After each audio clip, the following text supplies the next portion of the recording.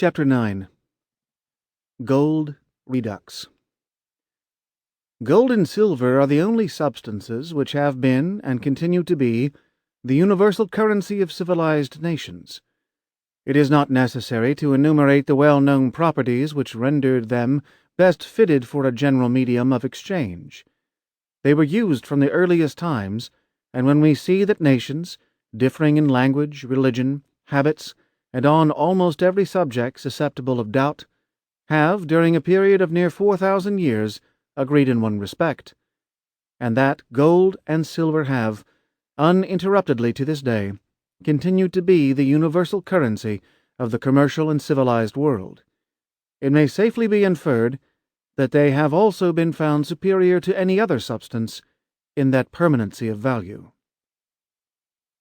Albert Gallatin, longest-serving Treasury Secretary from 1801 to 1814. 1831. If a gold standard is to be effective, you've got to fix the price of gold and you've got to really stick to it. To get on a gold standard technically now, an old-fashioned gold standard, and you had to replace all the dollars out there in foreign hands with gold, God, the price of gold would have to be enormous. Paul Volcker, former chairman of the Board of Governors of the Federal Reserve System, October 15, 2012. Money is gold, and nothing else. J.P. Morgan, 1912. Gold realities, gold myths. A thoughtful discussion of gold is as rare as the metal itself. The topic seems too infused with emotion to admit of much rational discourse. On the one hand, opponents of a role for gold in the international monetary system are as likely to resort to ad hominem attacks as to economic analysis in their efforts to ridicule and marginalize the topic. A 2013 column by a well-known economist used the words paranoid, fear-based, far-right fringe, and fanatics to describe gold investors, while flitting through a shop-worn list of supposed objections that do not hold up to serious scrutiny. On the other hand, many so-called gold bugs are no more nuanced with their charges that the vaults in Fort Knox are empty, the gold having been long ago shipped to bullion banks like J.P. Morgan Chase and replaced with tungsten-filled lookalikes. This fraud is alleged to be part of a massive, multi-decade price suppression scheme to deprive gold investors of the profits of their prescience and to deny gold its proper place in the monetary cosmos. Legitimate concerns about gold's use in conjunction with discretionary monetary policy do exist, of course, and there's evidence of government intervention in gold markets. Both argue for an examination of the issue that sorts fact from fantasy. Understanding gold's real role in the monetary system requires reliance on history, not histrionics. Analysis should be based on demonstrable data and reasonable inference rather than accusation and speculation. When a refined view is taken on the subject of gold, the truth turns out to be more interesting than either the gold haters or the gold bugs might lead one to believe. Lord Nathan Rothschild, bullion broker to the Bank of England and head of the legendary London bank N.M. Rothschild & Son, is said to have remarked, "I only know of two men who really understand the value of gold, an obscure clerk in the basement of the vault of the Banque de Paris, and one of the directors of the Bank of England. Unfortunately, they disagree." This comment captures the paucity of well-founded views and the opacity that infuses discussion of gold. At the most basic level, gold is an element, atomic number 79, found in ore, sometimes nuggets, in scarce quantities, in or on the Earth's crust. The fact that gold is an element is important because that means pure gold is of uniform grade and quality at all times and in all places.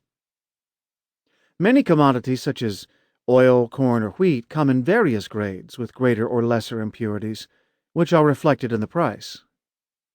Leaving aside alloys and unrefined products, Pure gold is the same everywhere. Because of its purity, uniformity, scarcity, and malleability, gold is money nonpareil. Gold has been money for at least 4,000 years, perhaps much longer. Genesis describes the patriarch Abraham as very rich in livestock, gold, and silver. King Croesus minted the first gold coins in Lydia, modern-day Turkey, in the 6th century BC. The 1792 U.S. Coinage Act, passed just 3 years after the U.S. Constitution went into effect, authorized the newly established mint to produce pure gold coins called eagles, half-eagles, and quarter-eagles. Gold's long history does not mean that it must be used as money today. It does mean that anyone who rejects gold as money must feel possessed of greater wisdom than the Bible, antiquity, and the Founding Fathers combined. To understand gold, it is useful to know what gold is not. Gold is not a derivative. A gold exchange-traded fund listed on the New York Stock Exchange is not gold. A gold futures contract traded on the CME Group's COMEX is not gold. A forward contract offered by a London Bullion Market Association bank is not gold. These financial instruments, and many others, are contracts that offer price exposure to gold and are part of a system that has physical gold associated with it, but they are contracts, not gold. Contracts based on gold have many risks that are not intrinsic to gold itself, starting with the possibility that counterparties may default on their obligations. Exchanges where the gold contracts are listed may be closed as a result of panics, wars, acts of terror, storms, and other acts of God. Hurricane Sandy in 2012 and the 9/11 attack on the World Trade Center are two recent cases in which the New York Stock Exchange closed. Exchange rules may also be abruptly changed, as happened on the COMEX in 1980 during the Hunt brothers' attempted silver market corner. Banks may claim force majeure to terminate contacts and settle in cash rather than bullion. In addition, governments may use executive orders to abrogate outstanding contracts. Power outages and internet backbone collapses may result in an inability to close out or settle exchange-traded contracts. Changes in exchange margin requirements may prompt forced liquidations that cascade into panic selling. None of these occurrences affects the physical gold bullion holder. Outright physical gold ownership, without pledges or liens, stored outside the banking system, is the only form of gold that is true money, since every other form is a mere conditional claim on gold. Gold is not a commodity. The reason is that it is not consumed or converted to anything else. It is just gold. It's traded on commodity exchanges and is thought of as a commodity by many market participants, but it is distinct. Economists as diverse as Adam Smith and Karl Marx defined commodities generally as undifferentiated goods produced to satisfy various needs or wants. Oil, wheat, corn, aluminum, copper, and countless other true commodities satisfy this definition. Commodities are consumed as food or energy, or else they serve as inputs to other goods that are demanded for consumption. In contrast, gold has almost no industrial uses, and is not food or energy in any form. It is true that gold is desired by almost all of mankind, but it is desired as money in its store of value role, not for any other purpose. Even jewelry is not a consumption item, although it is accounted as such, because gold jewelry is ornamental wealth, a form of money that can be worn. And finally, gold is not an investment. An investment involves converting money into an instrument that entails both risk and return. True money, such as gold, has no return because it has no risk. The easiest way to understand this idea is to remove a dollar bill from a wallet or purse and look at it. The dollar has no return. In order to get a return, one must convert the money into an investment and take a risk. An investor who takes her dollar bills to the bank and deposits them can earn a return, but it is not a return on money.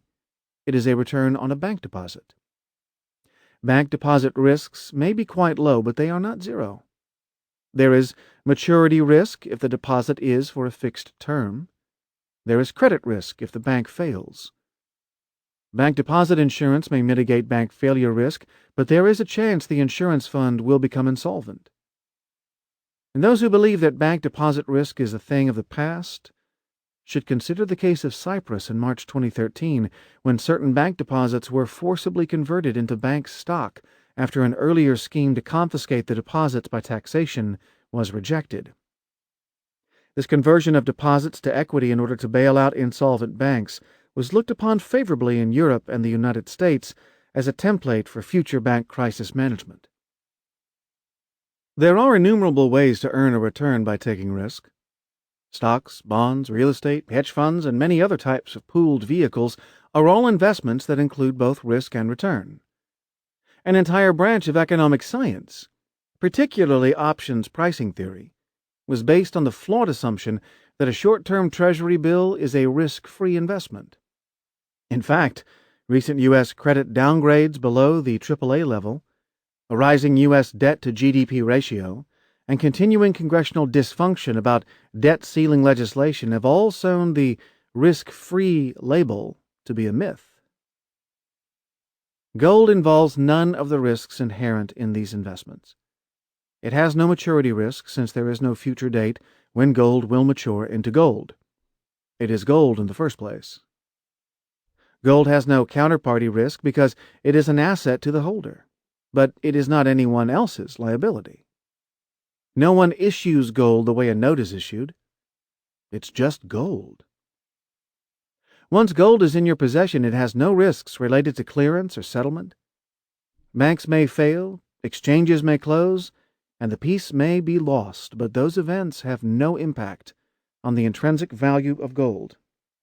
This is why gold is the true risk-free asset.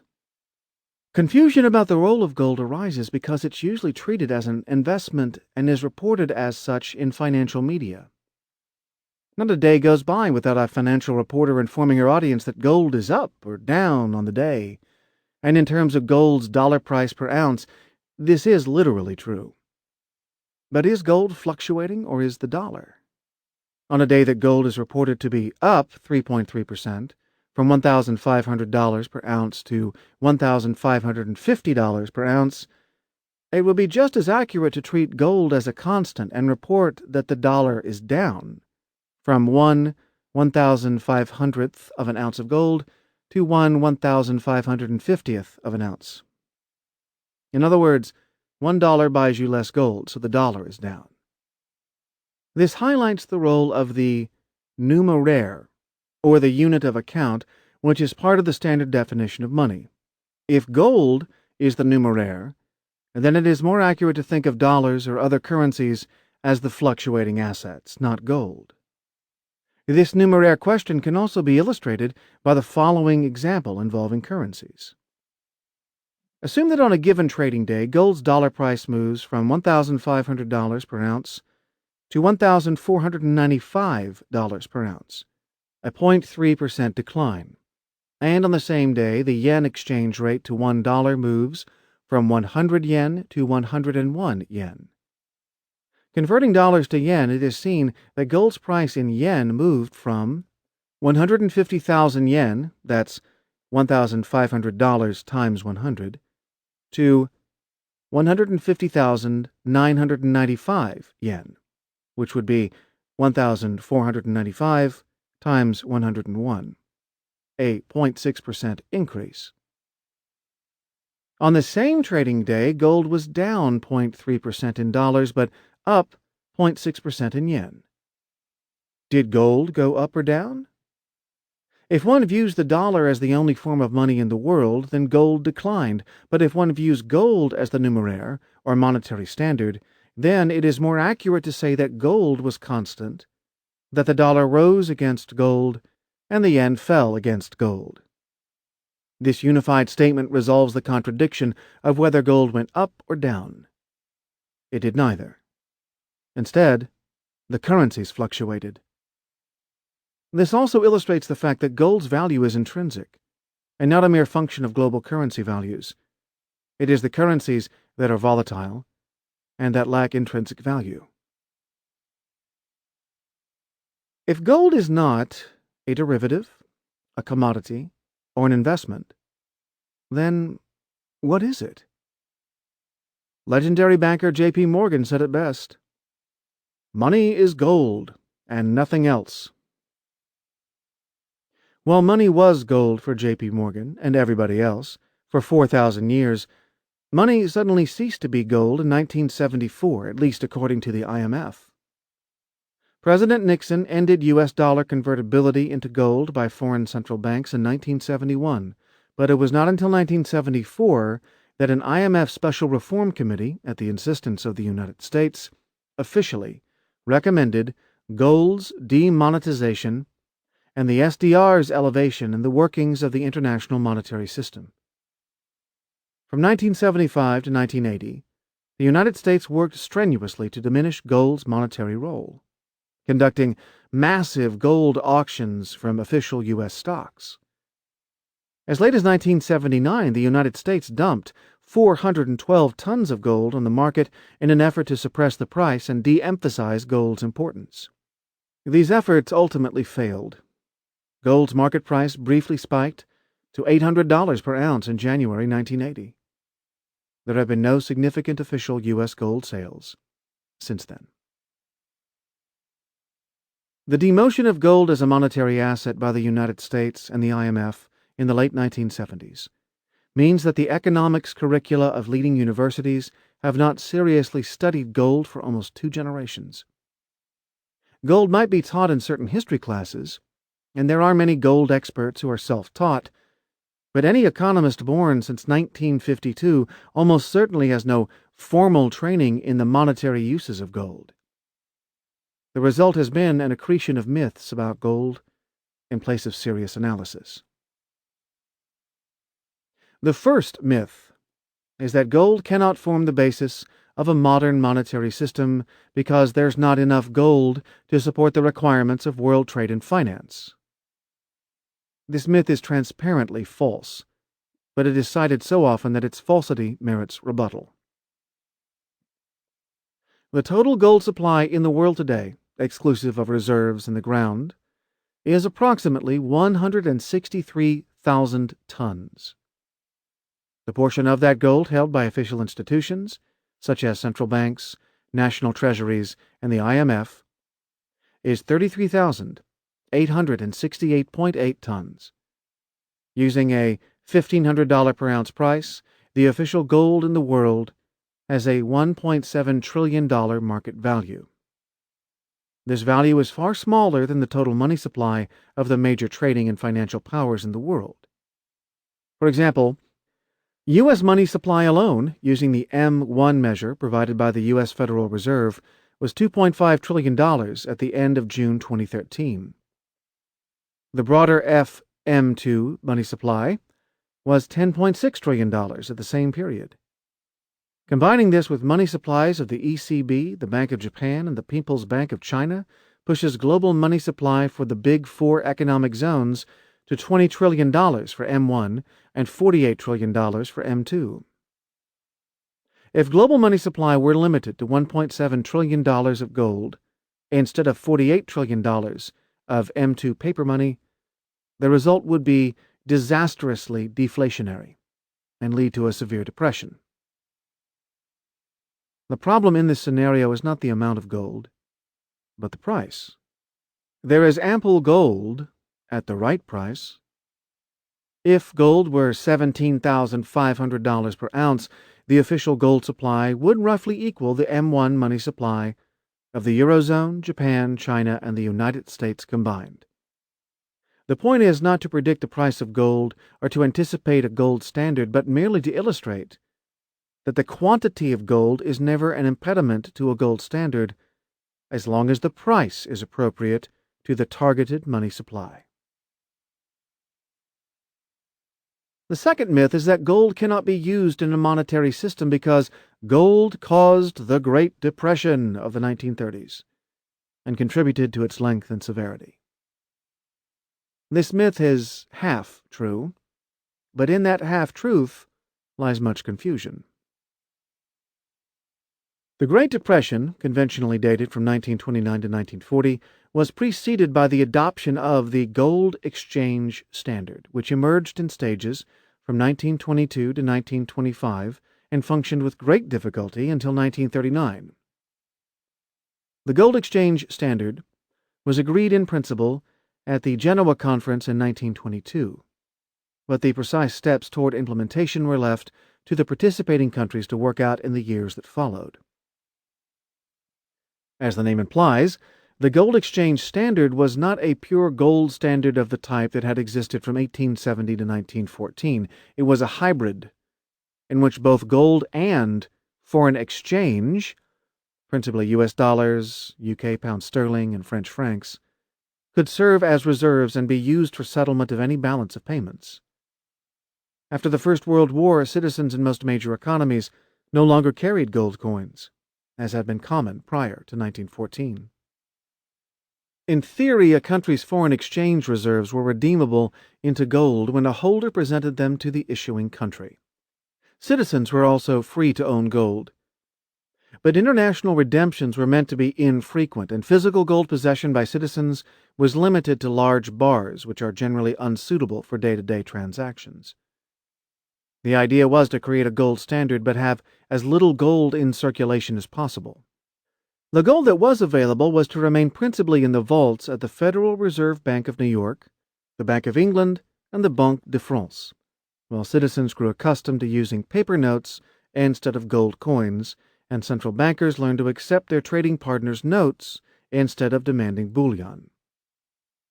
The gold exchange standard was, at best, a pale imitation of a true gold standard, and at worst, a massive fraud. Most important, nations had to choose a conversion rate between their currencies and gold, then stick to that rate as the new system evolved. In view of the vast paper money supply increases that had occurred during the First World War from 1914 to 1918, most participating nations chose a value for their currencies that was far below the pre-war rates. In effect, they devalued their currencies against gold and returned to a gold standard at the new lower exchange rate. France, Belgium, Italy, and other members of what later became known as the Gold Bloc pursued this policy.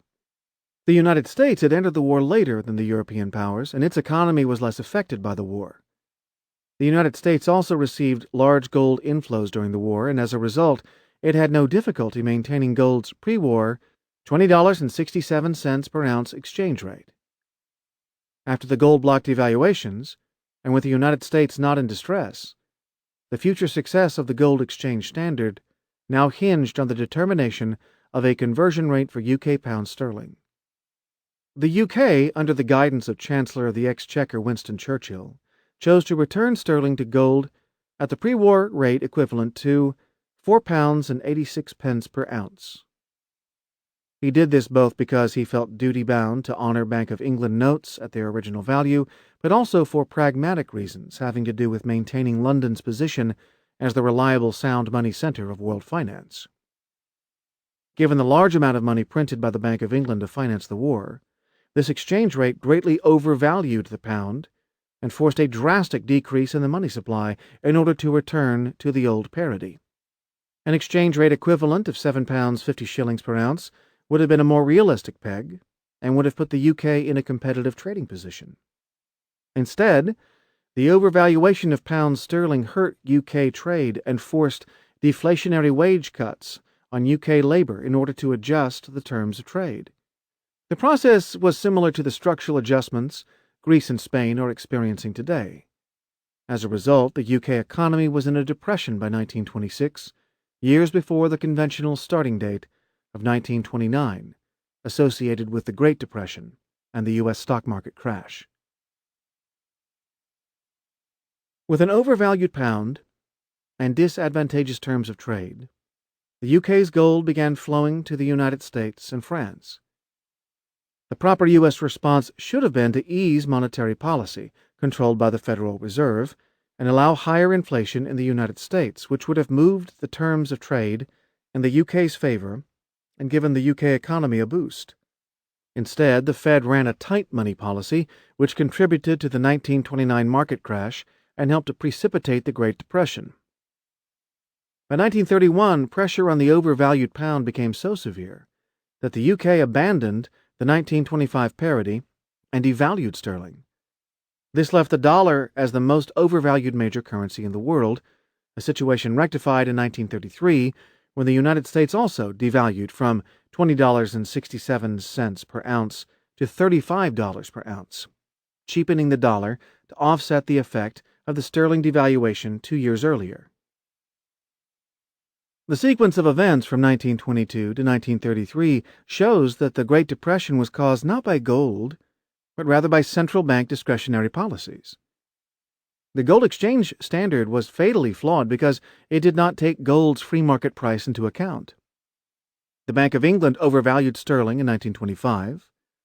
The Federal Reserve ran an unduly tight money policy in 1927.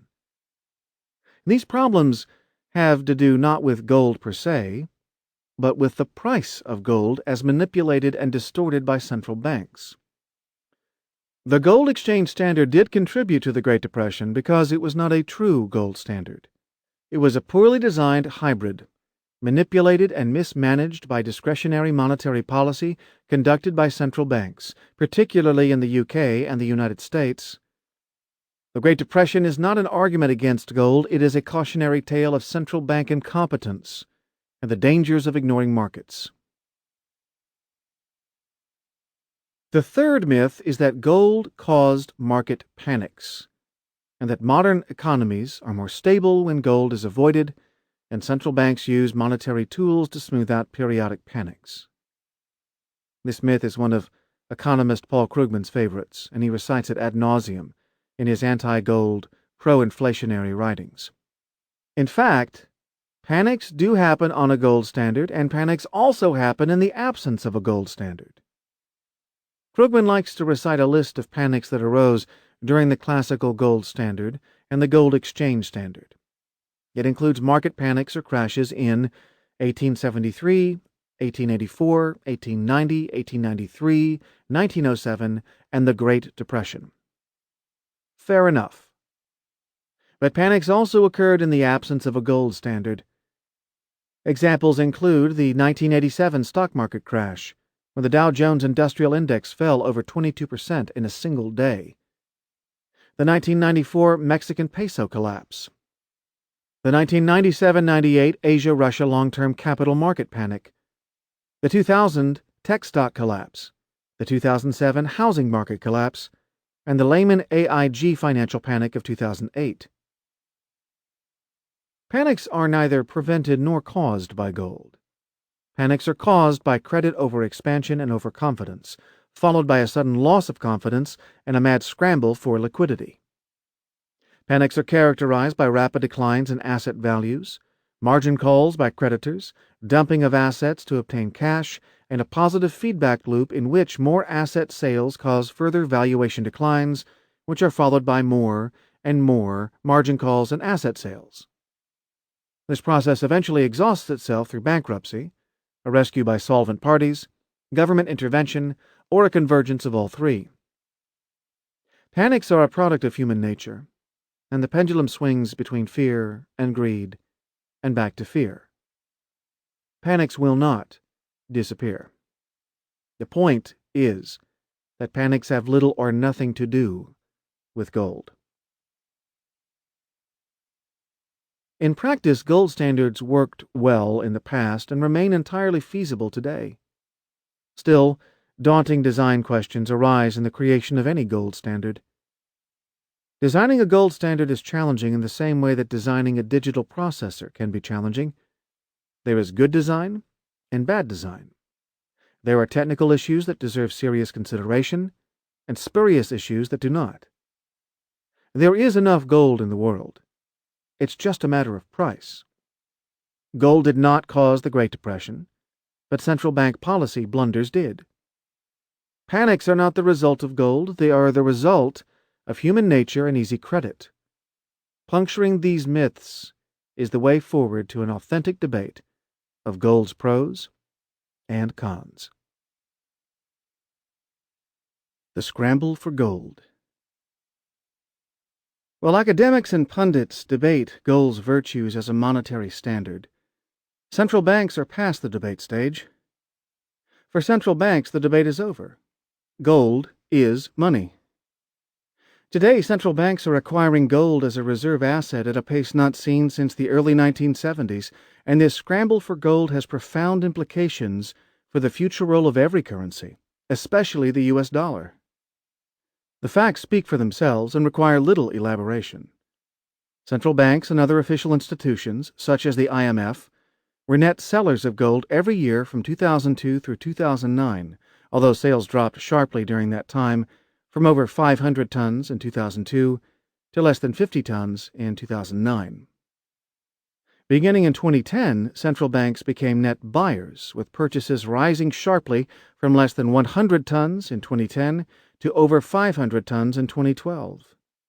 In the 10-year span from 2002 to 2012, the shift from net sales to net purchases was over 1,000 tons per year, an amount greater than one-third of annual global mining output. Increasingly, gold is moving directly from mines to central bank vaults.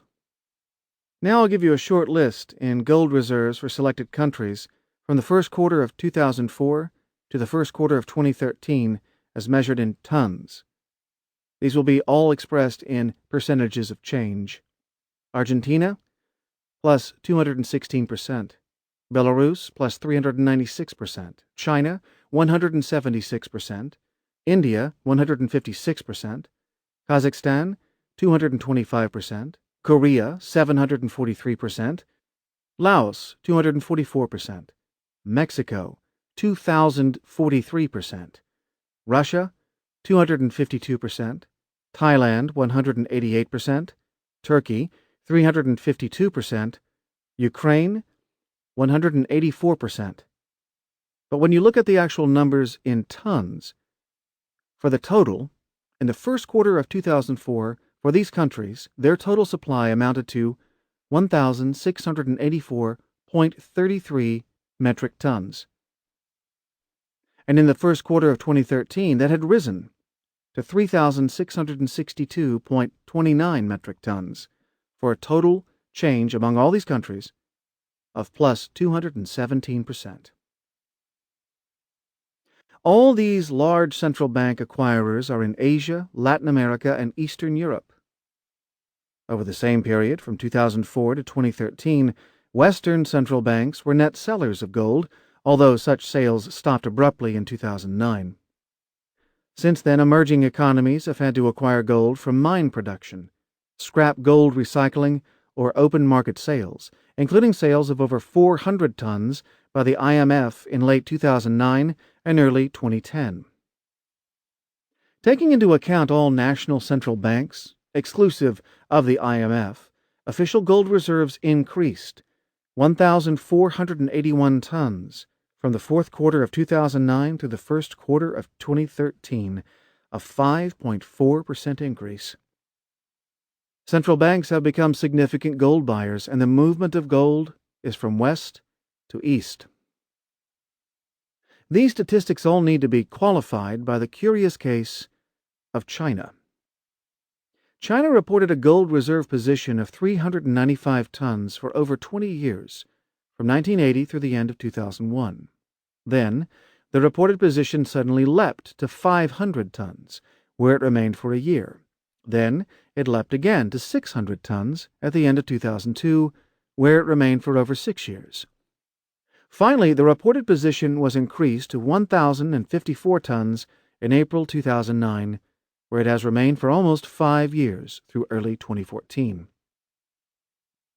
Officially, China has reported a series of sudden spikes in its gold holdings of 105 tons in 2001, 100 tons in 2002, and 454 tons in 2009.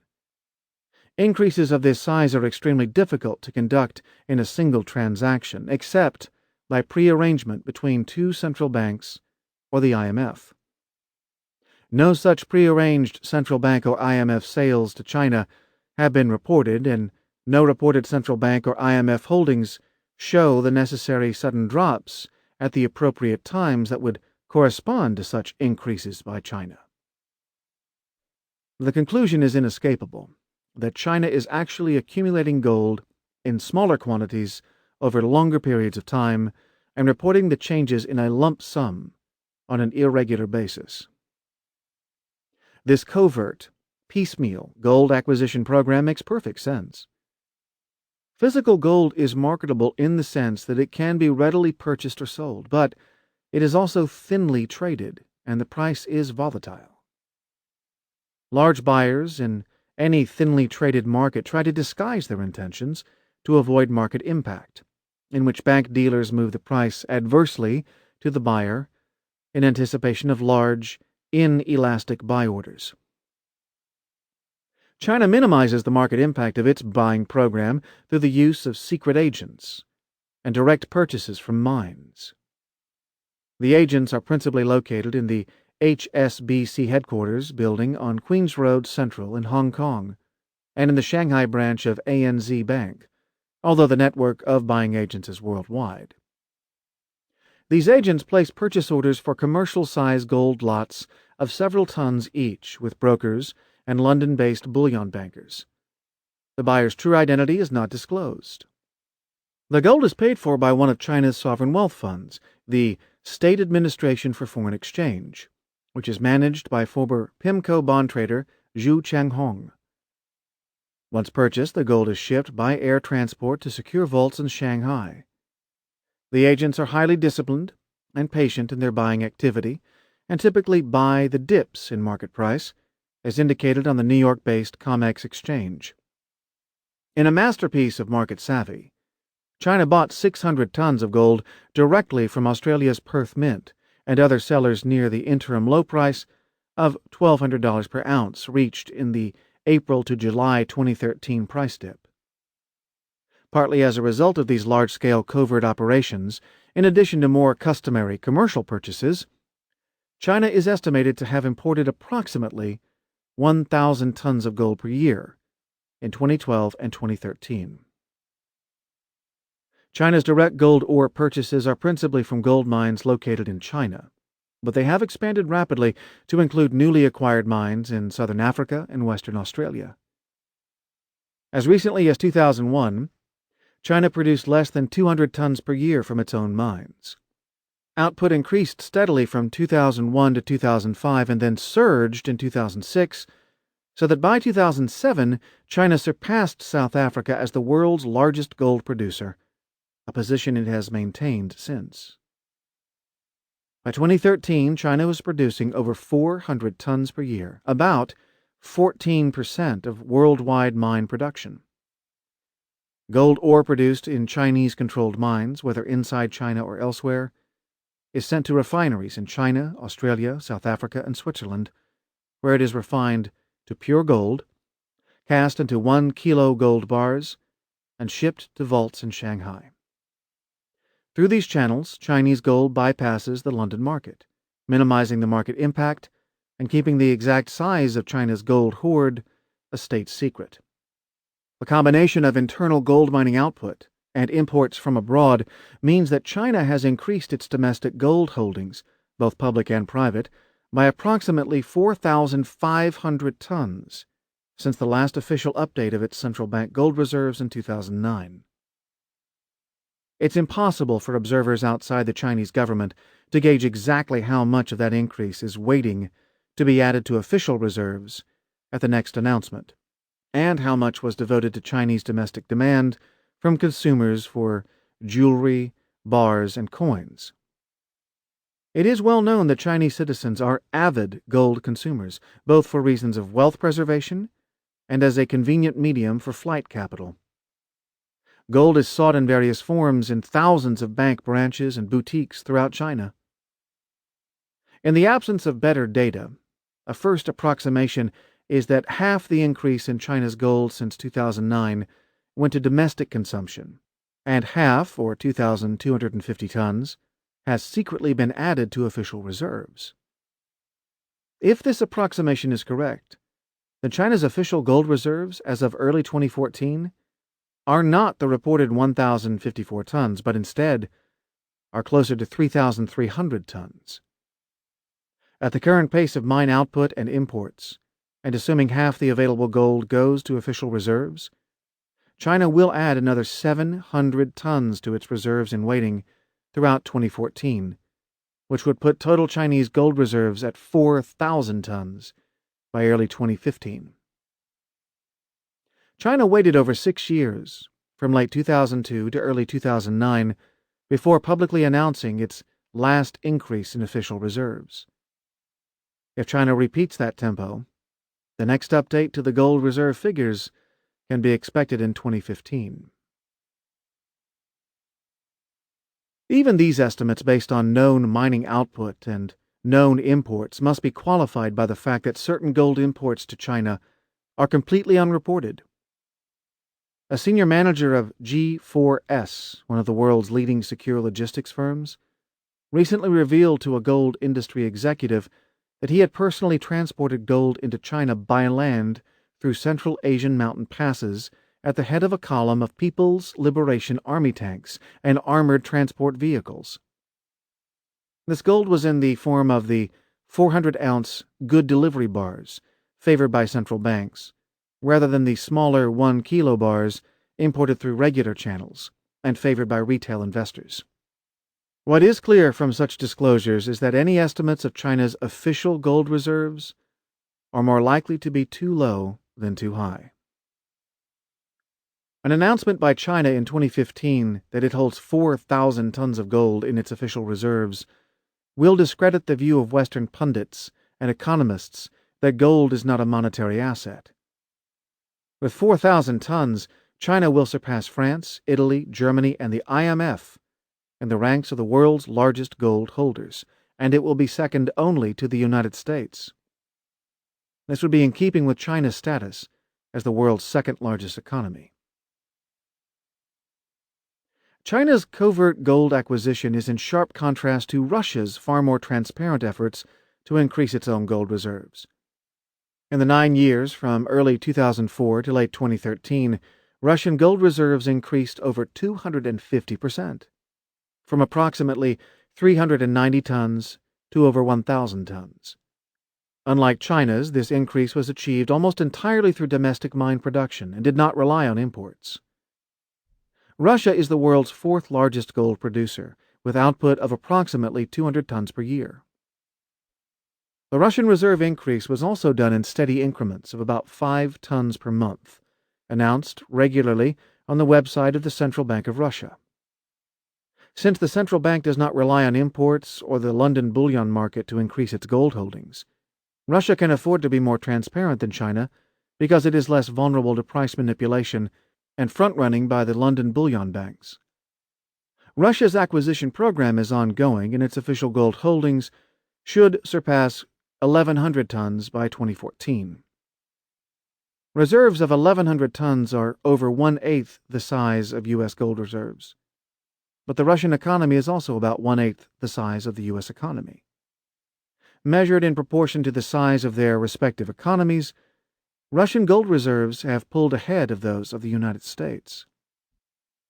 Many analysts have been baffled by the paradox of strong demand for physical gold around the world and the simultaneous weakness in the price of gold futures traded on the COMEX exchange since the August 2011 peak in gold prices.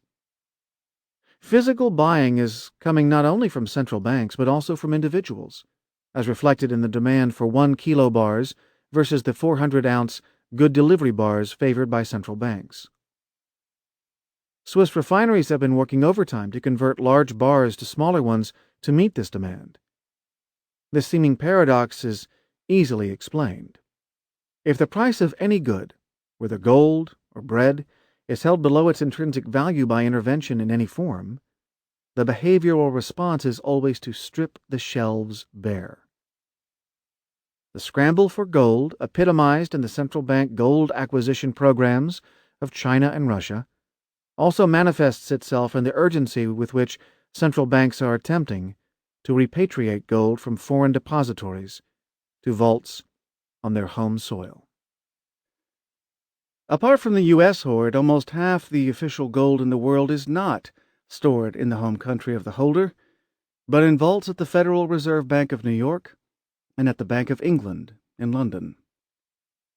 The Federal Reserve vaults hold approximately 6,400 tons of gold, and the Bank of England vaults approximately 4,500 tons.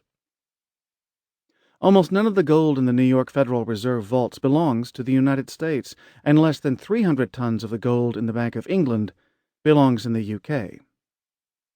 U.S. gold is mostly kept in 2 U.S. Army facilities at Fort Knox, Kentucky and West Point, New York, with a small amount held at the U.S. Mint in Denver, Colorado.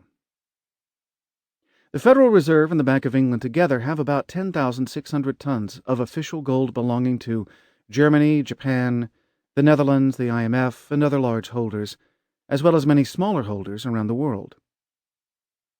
Third-party gold held at the Fed and the Bank of England constitutes 33% of the official gold in the world. This concentration of official gold in New York and London is mostly a legacy of the various gold standards that existed on and off from 1870 to 1971. When gold was used to settle balance of payments between countries, it was easier to keep the gold in financial centers, such as New York and London, than reassign legal title as needed, rather than ship the gold around the world. Today, balance of payments are settled mostly in dollars or euros, not gold, so the money center rationale for gold no longer applies. Centralized gold holdings are also a legacy of the Cold War from 1946 to 1991, when it was considered safer for Germany to keep its gold in New York than to risk confiscation by the Soviet armored divisions that surrounded Berlin.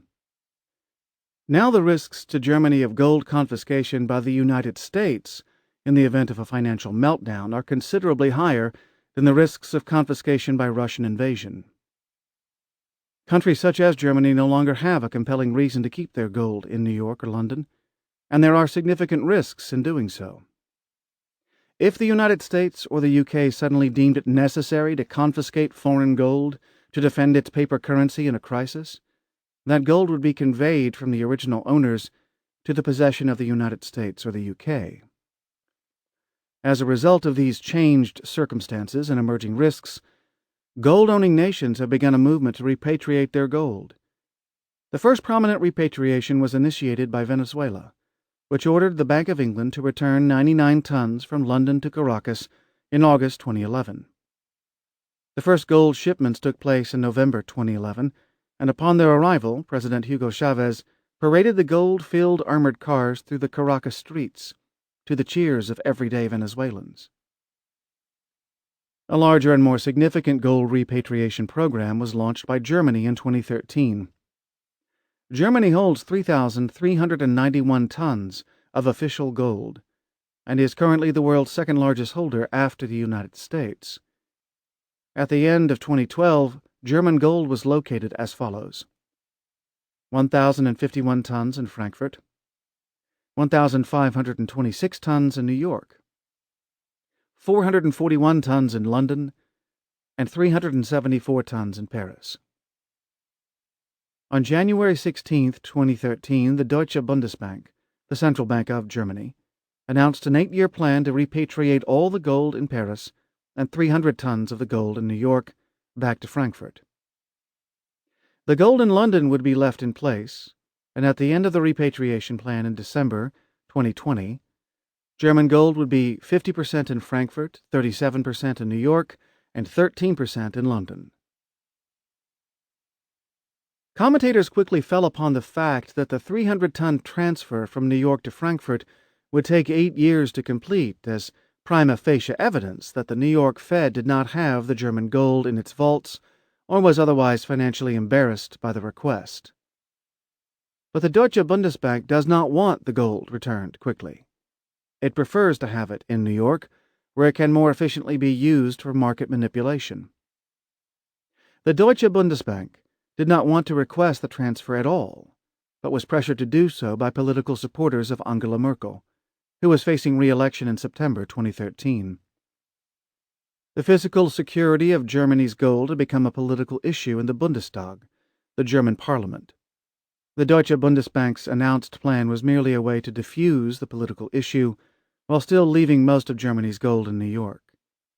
Even after full implementation of the plan in 2020, Germany will still have 1,226 tons in New York, an amount greater than the total reserves of all but 3 other countries in the world.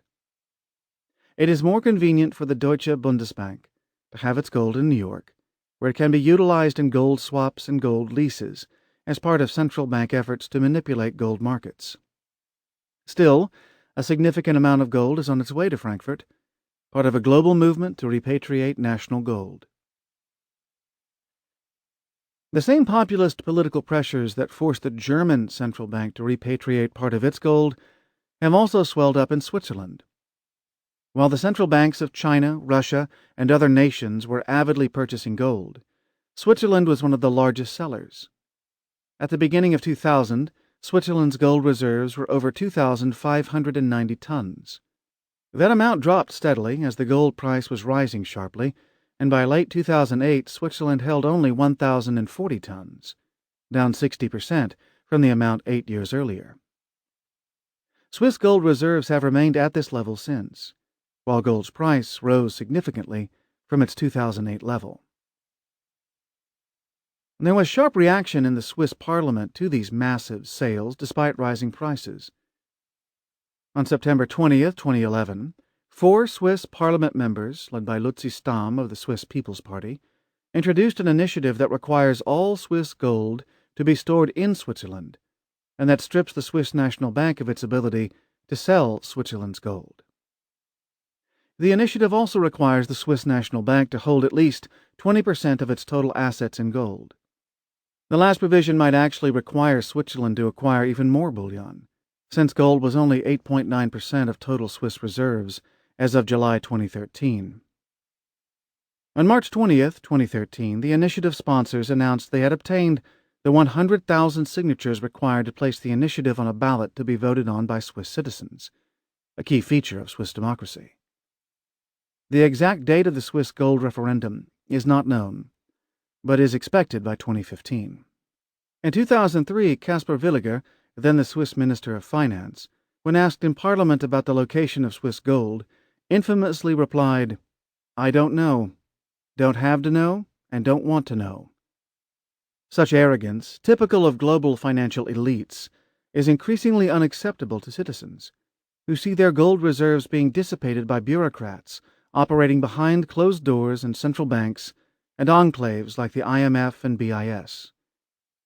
The actions of Swiss officials cost their citizens over $35 billion in lost wealth, compared to the value of their reserves had Switzerland kept its gold.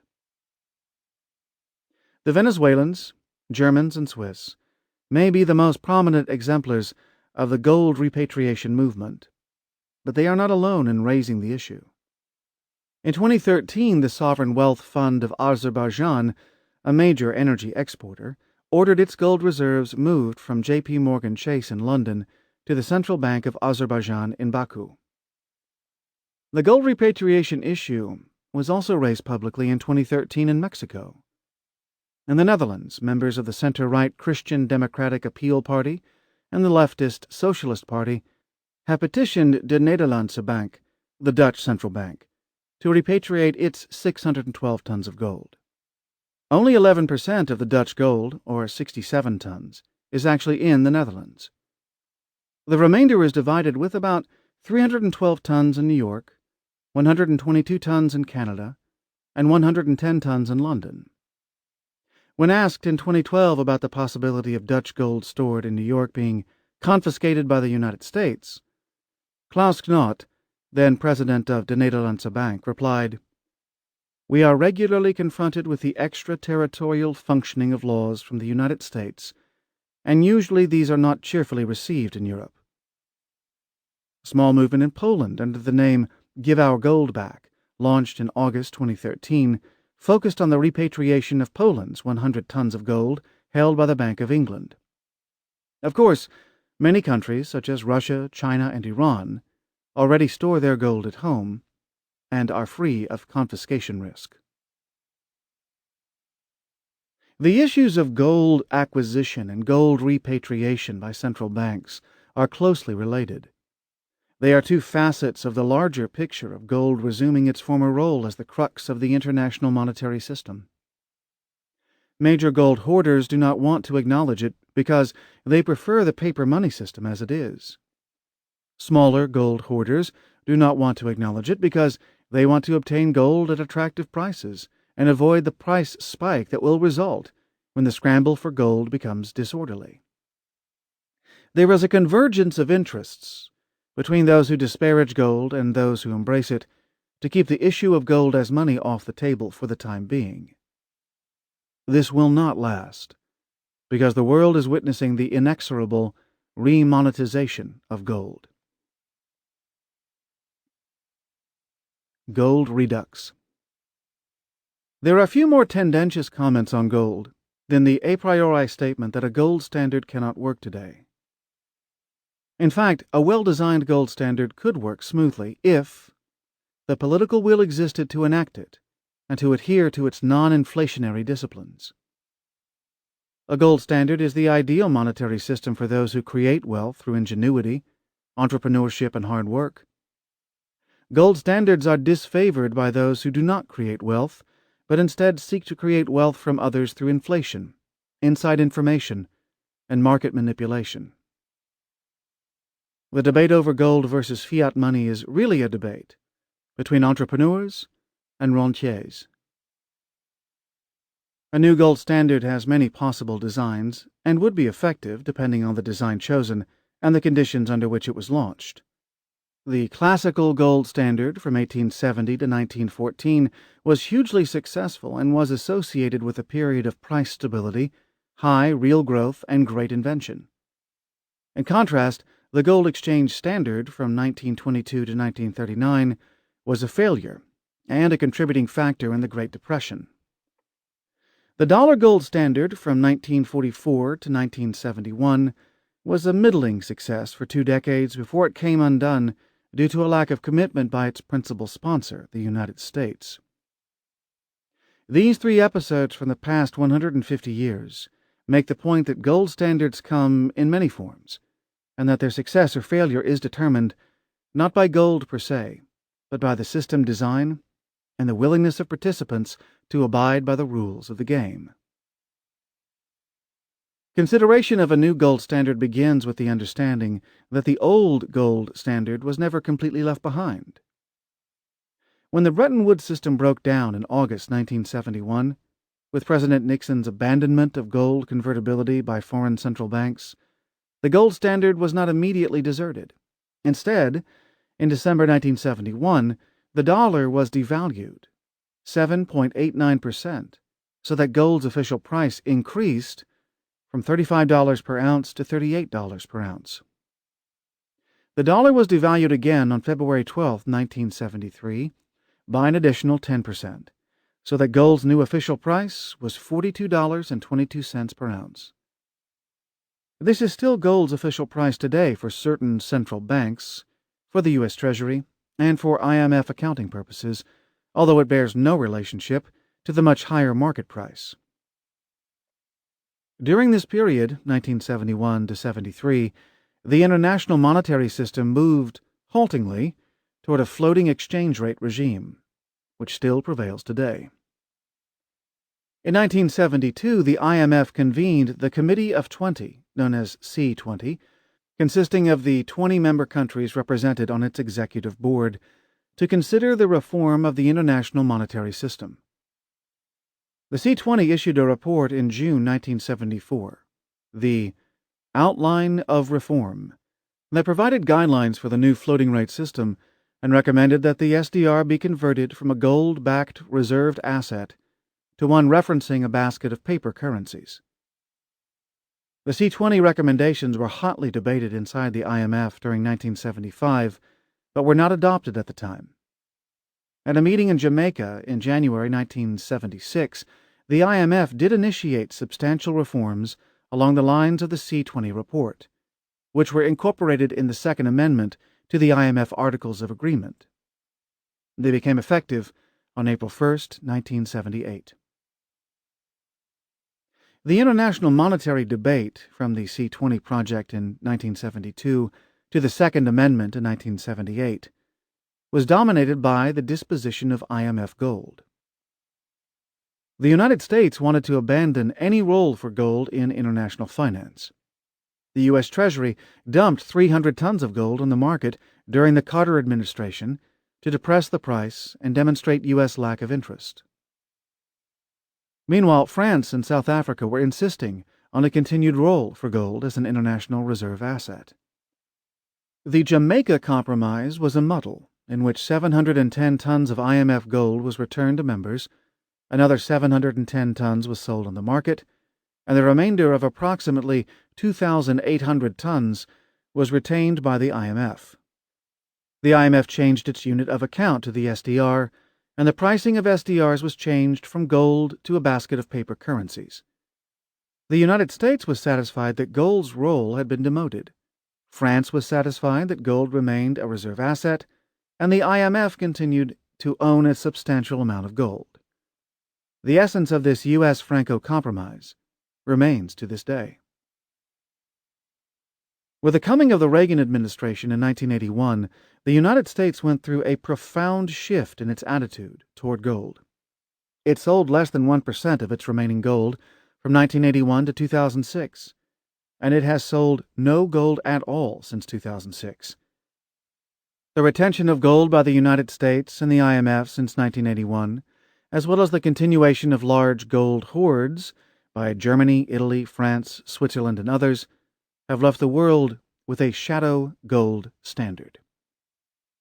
Gold's continued role as a global monetary asset was brought home in a stunningly candid address given by Mario Draghi, head of the European Central Bank, at the Kennedy School of Government on October 9, 2013. In reply to a question from a reporter, Takoa da Silva, about central bank attitudes toward gold, Draghi remarked, "You are asking this to someone who has been governor of the Bank of Italy. Bank of Italy is the fourth largest owner of gold reserves in the world. I never thought it wise to sell gold because for central banks this is a reserve of safety. It's viewed by the country as such. In the case of non-dollar countries, it gives you a fairly good protection against fluctuations of the dollar. So there are several reasons, risk diversification and so on. So that's why central banks, which had started a program for selling gold a few years ago, substantially stopped. By and large, they are not selling it any longer.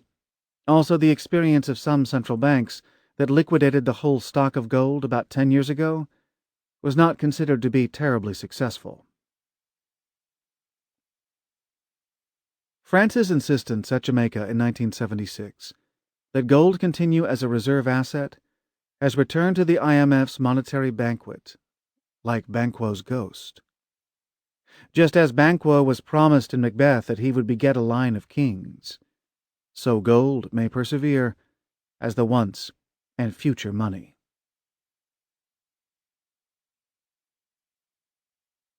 A new gold standard. How would a 21st century gold standard be structured? It would certainly have to be global, involving at least the United States, the Eurozone, Japan, China, the UK, and other leading economies. The United States is capable of launching a gold-backed dollar on its own, given its massive gold reserves, but if it were to do so, other currencies in the world would be unattractive to investors relative to the new gold-backed dollar. The result would be deflationary, with a diminution of transactions in those other currencies and reduced liquidity. Only a global gold standard could avoid the deflation that would accompany an effort by the United States to go it alone. The first step would be a global monetary conference, similar to Bretton Woods, where participants would agree to establish a new global monetary unit. Since the SDR already exists, it is a perfectly suitable candidate for the new global money. But this new SDR would be gold-backed and freely convertible into gold or the local currency of any participant in the system. It would not be the paper SDR that exists today. The system would also have to be two-tiered. The top tier would be the SDR, which would be defined as equal to a specified weight in gold. The second tier would consist of the individual currencies of the participating nations, such as the dollar, euro, yen, or pound sterling. Each local currency unit would be defined as a specified quantity of SDRs. Since local currency is defined in SDRs and SDRs are defined in gold, by extension, every local currency would be worth a specified weight in gold. Finally, since every local currency is in a fixed relationship to SDRs and gold, each currency would also be in a fixed relationship to one another. As an example, if 1 SDR is equal to 1 euro, and 1 SDR is equal to $1.50, then 1 euro is equal to $1.50, and so on. In order to participate in the new gold SDR system, a member nation would have to have an open capital account, meaning that its currency would have to be freely convertible into SDRs, gold, or currencies of the other participating members.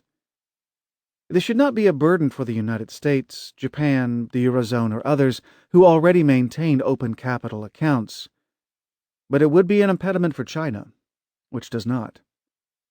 However, China may find the attractions of a non-dollar, gold-backed currency, such as the new SDR, sufficiently enticing that it would open its capital account in order to join and allow the new system to succeed. Participants would be encouraged to adopt the new gold SDR as a unit of account as broadly as possible. Global markets in oil and other natural resources would now be priced in SDRs rather than dollars. The financial records of the largest global corporations, such as IBM and Exxon, would be maintained in SDRs, and various economic metrics, such as global output and balance of payments accounts, would be computed and reported in SDRs. Finally, an SDR bond market would develop, with issuance by sovereign nations, global corporations, and regional development banks, and with purchases by sovereign wealth funds and large pension funds. It might be intermediated by the largest global banks, such as Goldman Sachs, under IMF supervision. One of the more daunting technical issues in this potential global gold SDR system is the determination of the proper fixed rates at which currencies can convert to one another. For example, should 1 euro be equivalent to $1.30, $1.40, $1.50, or another amount? This is essentially the same issue that the founders of the euro faced after the Maastricht Treaty was signed in 1992, which committed the parties to create a single currency from diverse currencies, such as the Italian lira, the German mark, and the French franc. In the euro's case, years of technical study and economic theory developed by specialized institutions were applied to the task. Technical consideration is warranted today too, but the best approach would be to use market signals to solve the problem.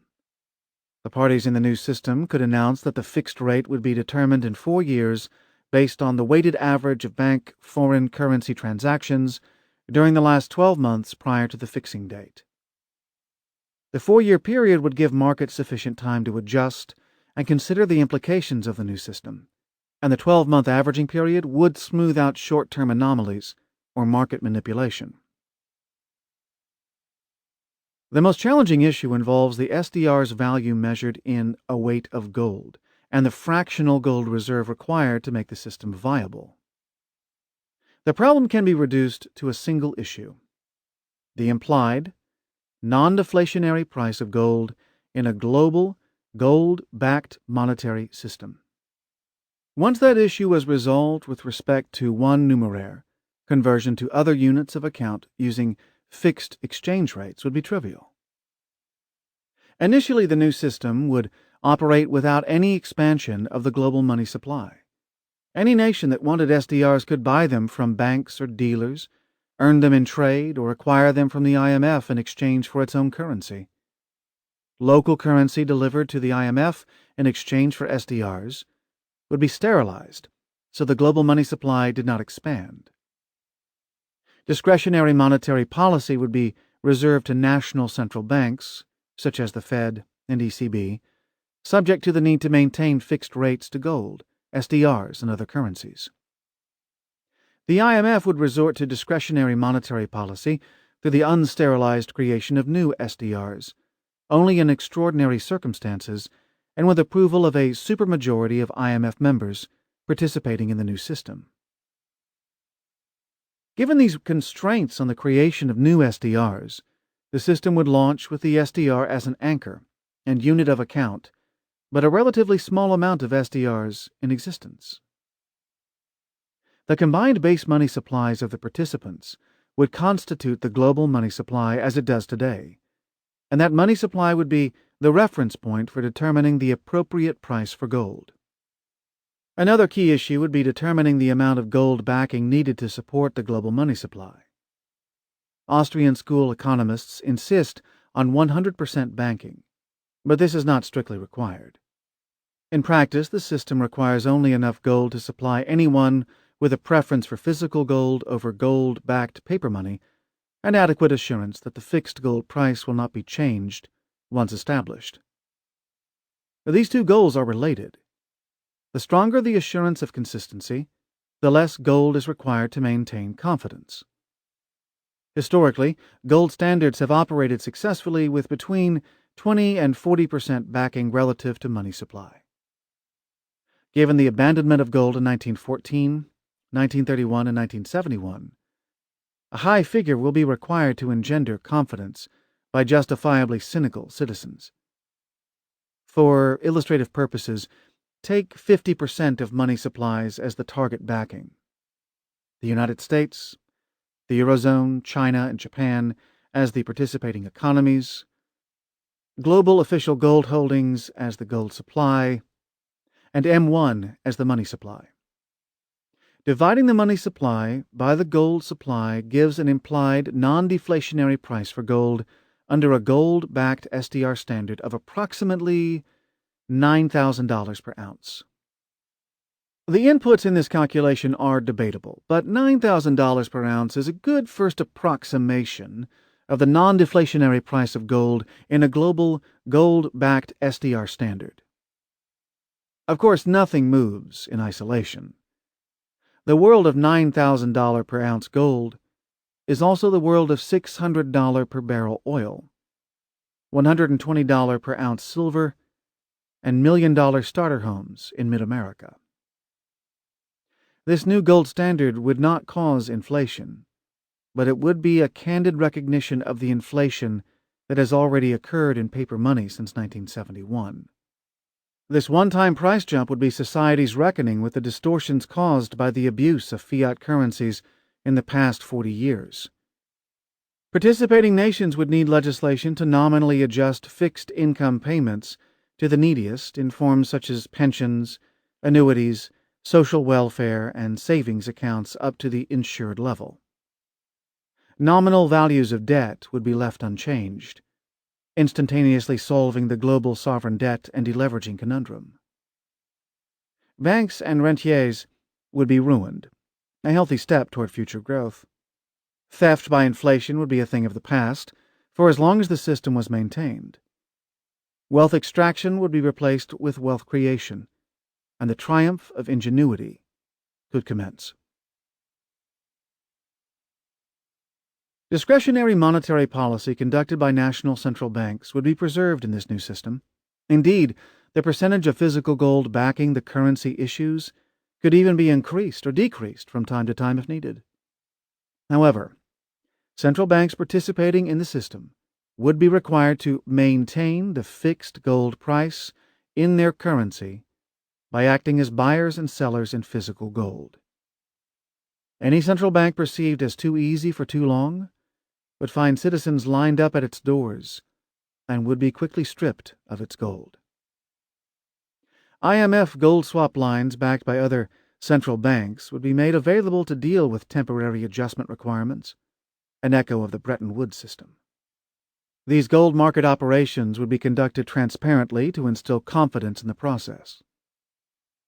Importantly, the IMF would have emergency powers to increase the SDR supply with the approval of a supermajority of its members to deal with a global liquidity crisis, but SDRs and national currencies would remain freely convertible to gold at all times.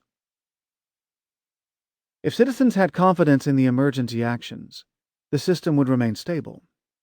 If citizens perceived that money creation was occurring to rescue elites and rentiers, a run on gold would commence. These market signals would act as a brake on abuse by the IMF and the central banks. In effect, a democratic voice, mediated by market mechanisms, would be injected into global monetary affairs for the first time since the First World War. Austrian school supporters of a traditional gold standard are unlikely to endorse this new gold standard because it has fractional, even variable, gold backing. The conspiracy-minded are also unlikely to support it because it is global and has the look and feel of a new world order. Even the milder critics will point out that this system depends completely on promises by governments, and such promises have consistently been broken in the past. Yet, it has the virtue of practicality. It could actually get done.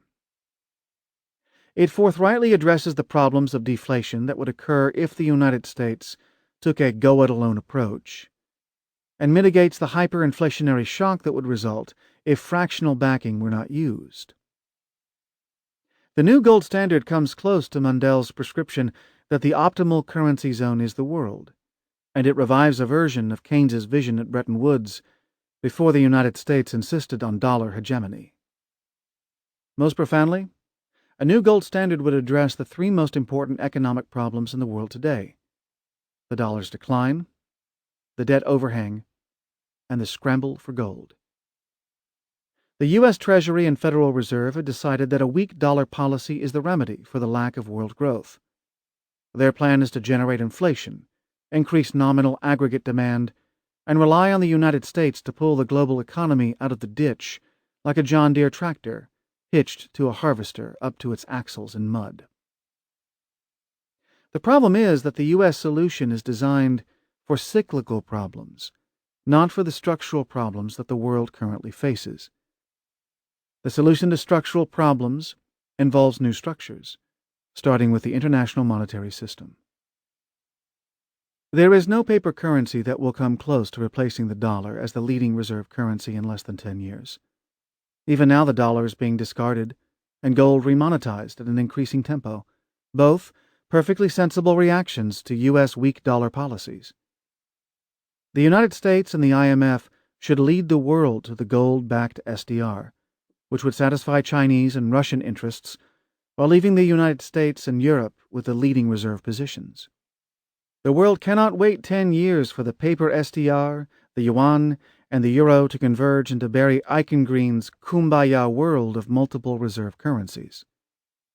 The consequences of misguided monetary leadership will be on display in far fewer than 10 years.